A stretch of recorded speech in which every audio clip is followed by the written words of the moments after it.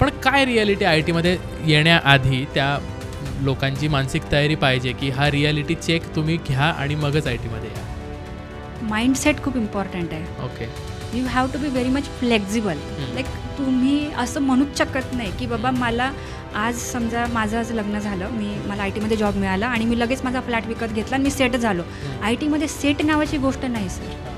जी मेकॅनिकलमध्ये तुम्हाला 10 वर्षानंतर सेट देईल काहीतरी, ही गोष्ट इकडे नाही आहे. द रिझन बिंग की तुम्ही पहिले 4-5 वर्ष स्विच केल्याशिवाय ग्रोथ होत नाही. आणि स्विच करण्यासाठी तुम्हाला कुठलीही कंपनी चांगला पॅकेज देऊ शकते. लाईक बँगलोर, पुण्यातच हिंजवडी, कधी खराडी.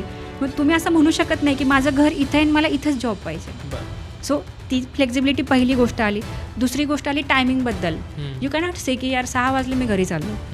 तुम्हाला रात्री 12 वाजले काय आणि 2 वाजले काय, तुम्हाला त्या टास्क पूर्णच करायचं आहे. ही दुसरी फ्लेक्झिबिलिटी झाली. So there are deadlines. आणि त्याच्यामध्ये असं नाही की मला काहीतरी काम दिलं आणि ते तेवढ्यापुरतं केलं आणि मी काम दाखवण्याचे पॅकेजेस नाही मिळत. काम किंवा पगार जो आहे तर तो जबाबदारीचा मिळतो.